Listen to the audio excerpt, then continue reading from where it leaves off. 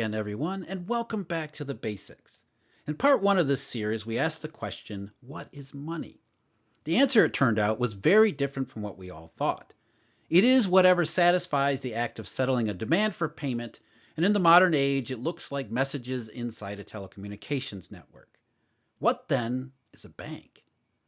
And what really happens when a bank or group of banks gets into trouble?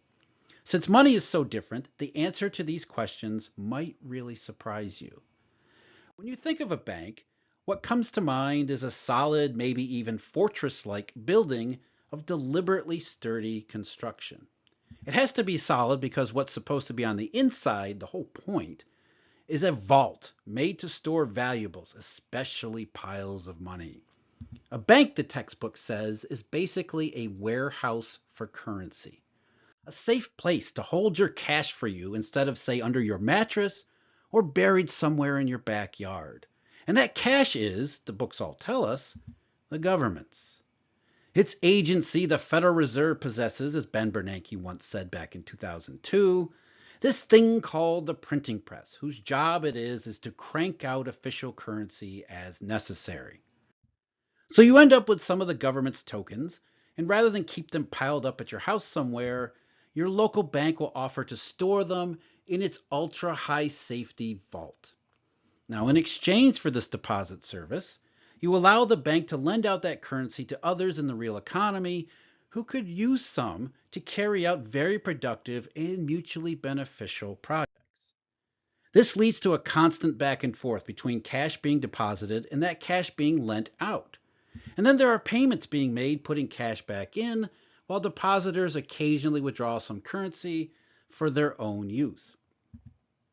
With so much going back and forth, the bank has to constantly hold the reserve of cash in its vault to make sure it can meet the demands of its lending business, as well as the public's demand to access its funds.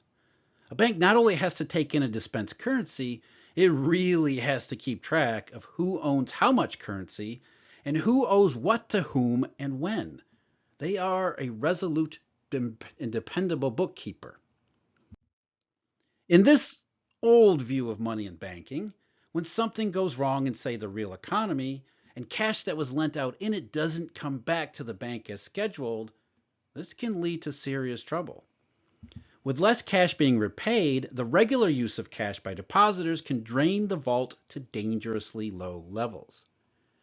Should the bank's depositors catch wind of this, they might begin to withdraw more currency than they need for everyday needs, accelerating the drain from the bank's reserves.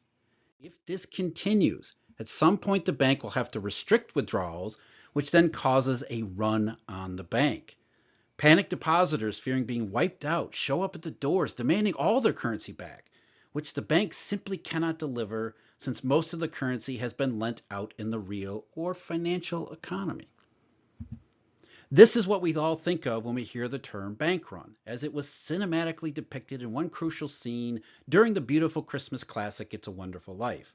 George and Mary Bailey bravely sacrificing their honeymoon savings to make sure the building and loan doesn't run out of currency, trying desperately to meet these frightened withdrawals.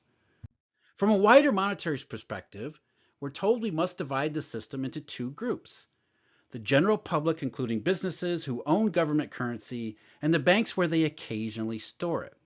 When in possession of depositors' government currency, the banks make loans and manage payments. During periods of turmoil and fear, the public demands its currency back from the banks in waves of runs.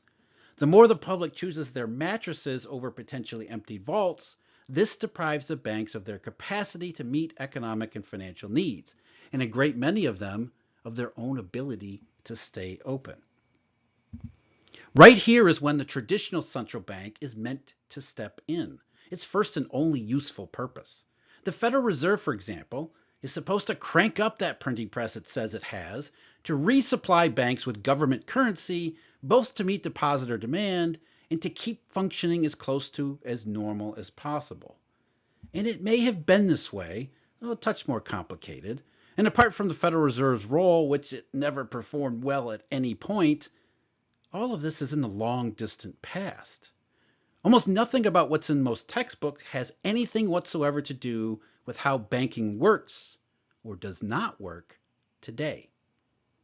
Think about what you would do if suddenly you weren't too confident in the bank you use. Would you run down to your local branch and take all your money out of it? If you did, how would you continue to pay your bills and make other transactions? Think about what your bank actually does and how you really use it. The vast majority of all of us, consumers and businesses, we don't ask our bank to store government currency because we don't ever use government currency. The vaults sit largely empty. Even ATMs don't get used much.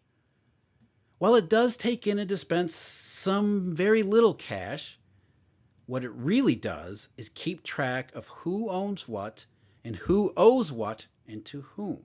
And we keep track of it too using our smartphones and computers. This is our own individual ledger, maintained not in a vault of literal tokens, but as virtual ones and zeros. When we make payments, we don't withdraw cash and transport it to the point of sale. Rather, we make use of electronic means of settlement, often over the internet. A book entry is made at our bank, debiting our account, and then an offsetting credit is entered for the seller or service provider on their ledger account at their bank. The modern bank is not a warehouse for you storing your government currency. Banks might still have vaults, but that's not what they really are or what they really do. They are bookkeepers. They make entries on your account ledger at the same time as for their other customers, who we still call depositors anyway because conventional wisdom as well as law are incredibly slow at catching up. As we showed in part one of the basics, what is money, these modern banks have heavily exploited telecommunications and computer technology to satisfy both parts of monetary transactions. The communication of a demand for payment, then settling that demand by a set of book entries on electronic ledgers, a process that has been standardized and sped way up, especially by the adoptions of electronic and computer technology. It is the same whether you're paying your water bill by check, buying some Chinese-made good on Amazon, or even if you aren't sure about the safety of your bookkeeping bank and want to move your virtual money elsewhere. It's all electronic debits and credits on ledgers. No actual cash changes hand, even if we still do call it cash on statements. When other bank customers might share your sudden nervousness, taking their money out of the bank doesn't mean removing government currency from its vaults either. Instead, everyone opens another account at another bank, electronically of course, and the electronic book entries all adjust accordingly. This should not mean the end of the road for the troubled bank, however.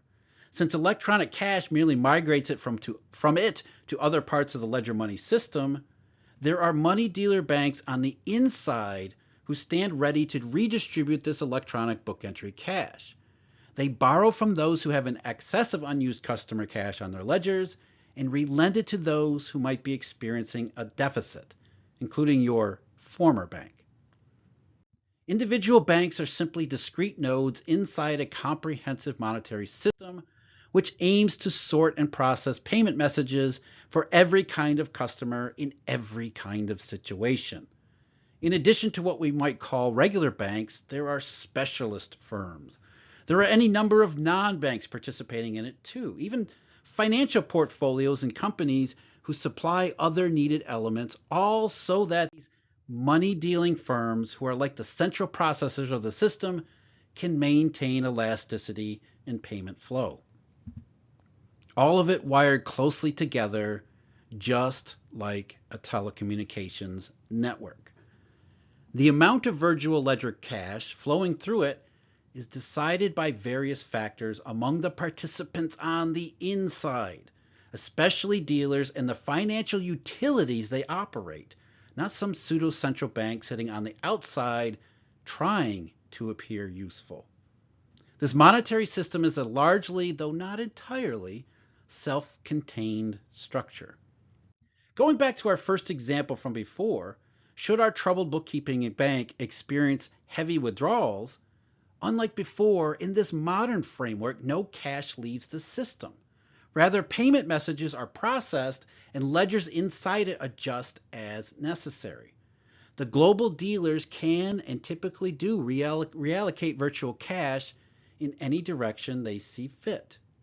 The modern bank run, therefore, isn't the public taking cash out of banks and hoarding it under mattresses. Rather, a run is the accumulation of problems within the network itself.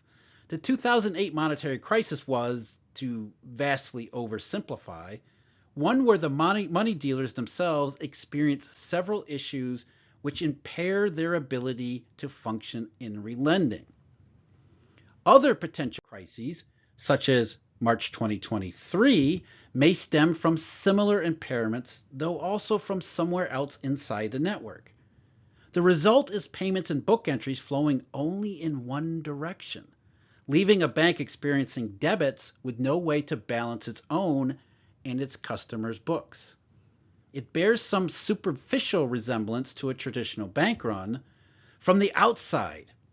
Yet for members of the public who are on the outside and in the dark, it is a mystery like peering into the deep, dark shadows, unable to find many answers.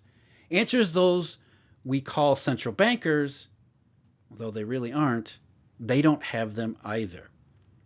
This shadow money isn't without information, though, if you know where to find it and how to interpret it once you do.